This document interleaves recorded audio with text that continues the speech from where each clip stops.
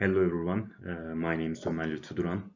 I'm recording this video for my final exam and also I apologize for my pronunciation and accent. I'm trying to improve it, but still if there are any parts that you don't understand because of my pronunciation, please feel free to ask me in comments. For my presentation, I avoided using photos I took myself as they may be sensitive. So I sourced all the photos from Google. I live in Hatay with my family, by the way. So I don't think there's a better topic for me than this. Because I am one of the victims of this event and I would like to share a few things with you. First of all, I want to make sure that you all know how severe the impact of the earthquake was. Unfortunately, according to official records, more than 58,000 people died in earthquake and 82,000 buildings collapsed. But I can say that with a confidence, these numbers is not true. Unfortunately, official records do not reflect the truth. I know this is very bad, but based on my observation, I estimate that 200, more than 200,000 people lost their lives. Now I want to talk about the night of the earthquake from my eyes.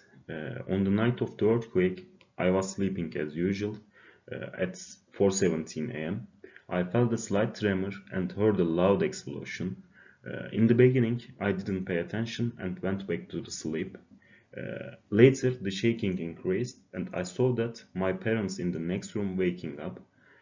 Suddenly, all the electricity went out. I fell to the ground when I tried to go to my family.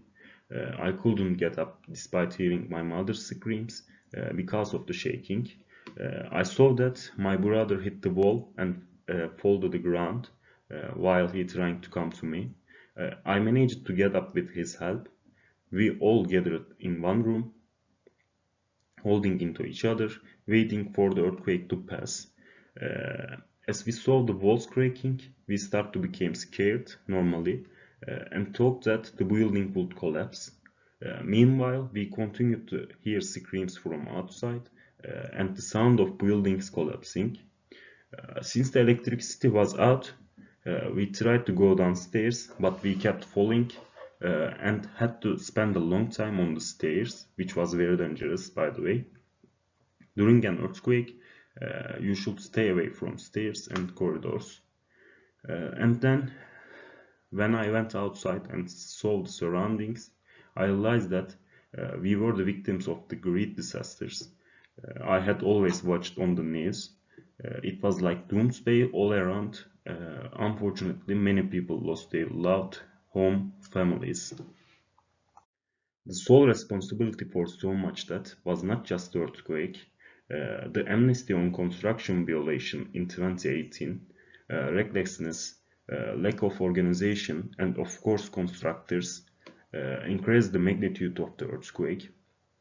Due to zoning amnesty granted in 2018, the many poorly conditioned buildings continued to be used. Apartments were built by filling swamps and cheap materials and sea sand used in construction. Unfortunately, no official listened to warnings of some of the world's leading geology professors, such as Naci Görür and Celal Şengör. Even after the earthquake, these professors were not consulted for their opinions. Unfortunately, the earthquake occurred under the worst possible conditions. Everyone was sleeping during the first earthquake with a magnitude of 7.8, and suddenly millions of people, including myself and my family, thrown into doomsday scenario, like we had seen only in movies before. I can honestly say that the reason of my family and I were not harmed was not due to our awareness, but simply due to luck. We made all the mistakes and we were unable to remain calm. I will give you a few suggestions to help you avoid injury and survive without relying on luck during an earthquake. First, you will feel a slight tremor and you need to quickly look around to confirm the earthquake. and enter a state of earthquake awareness. It will take you 3 seconds to fully accept the earthquake, and you must remain calm to avoid shock. You will feel like the ground is sleeping and have a difficulty walking, but this is normal because the ground is really sleeping. If you are very close to an exit when you feel like the earthquake, you should immediately go outside.